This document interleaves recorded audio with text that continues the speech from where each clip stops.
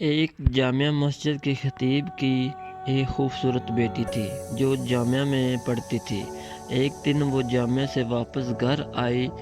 گاڑی سے اترتے وقت ایک لڑکے نے اس کا چہرہ دیکھ لیا۔ لڑکی بہت حسین و جمیل تھی۔ لڑکے کو پسند آئی۔ اس نے پتہ کیا لڑکی خطیب صاحب کی بیٹی تھی۔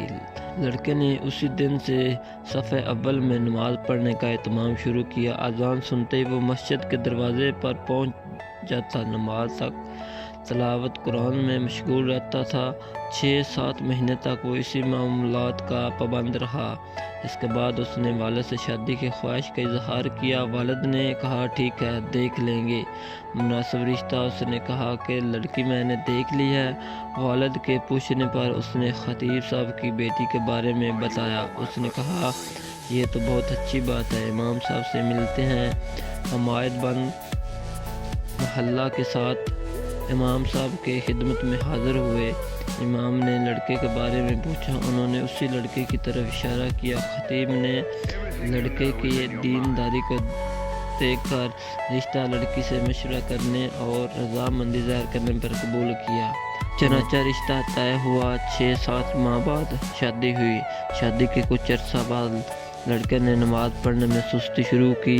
1-2 ماہ بعد لڑکے نے داڑھی کاٹ دی۔ گھر آنے پر لڑکی نے سخت ناراضگی کا اظہار کیا۔ اس نے کہا یہ نمازیں تو میں تمہیں حاصل کرنے کے لیے پڑھ رہا تھا، اب مقصد حاصل ہو چکا ہے، اب کیا ضرورت۔ لڑکی یہ سن کر بہت افسردہ خاطر ہوئی اور جا کر والد صاحب سے کہا کہ اس نے بے دین کے ساتھ ایک دن نہیں رہنا چاہتی۔ یہ معاملہ محکمہ عدل تک پہنچ گیا۔ قاضی نے دونوں میں تفریق کا فیصلہ کیا۔ لڑکا بہت پریشان ہوا۔ اس نے بہت کوشش کی لیکن لڑکی کو دوبارہ نہ پا سکا۔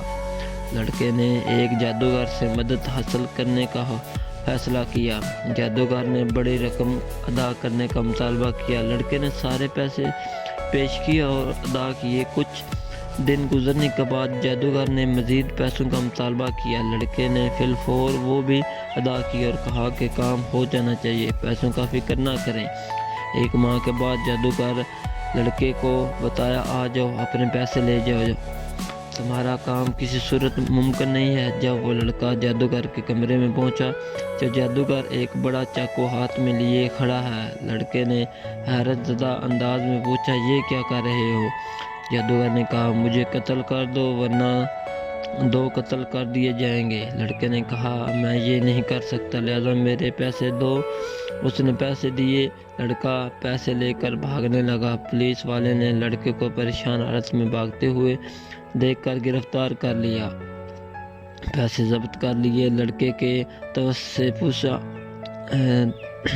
توسط سے پولیس جادوگر تک پہنچ گئی۔ جادوگر نے پولیس کو کہا مار ڈالو، میں مرنے والا ہوں، مجھے وہ نہیں چھوڑیں گے۔ پولیس نے دونوں کو قاضی کے پاس لے گئے۔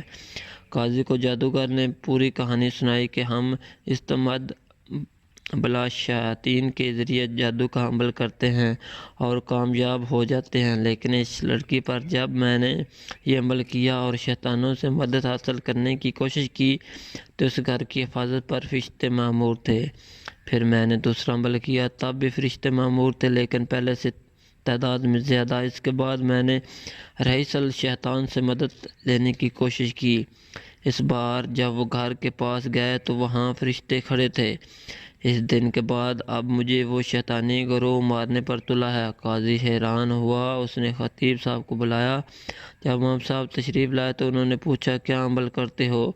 فرشتے آپ کے گھر کی حفاظت پر مامور ہیں۔ اس نے پوچھا کیوں، کیا ہوا؟ کیونکہ اس کو پتہ نہیں تھا کہ یہاں کیا چل رہا ہے۔ جب انہوں نے امام صاحب کو پوری کہانی سنائی تو خطیب صاحب نے کہا ہمارے گھر میں صبح روزانہ سورۃ البقرہ کی تلاوت ہوتی ہے اور جس گھر میں سورۃ البقرہ کی تلاوت ہوتی ہے اس پر جنات اور شیاطین اثر نہیں ہوتا۔ نیک خاندان کی حفاظت کے لیے اللہ پاک ایسے انتظام فرماتا ہے۔ دوستو اگر ویڈیو اچھی لگی تو ہمارے چینل کو لازمی سبسکرائب کر دیں اور ویڈیو کو لازمی شیئر کر دیں۔ شکریہ۔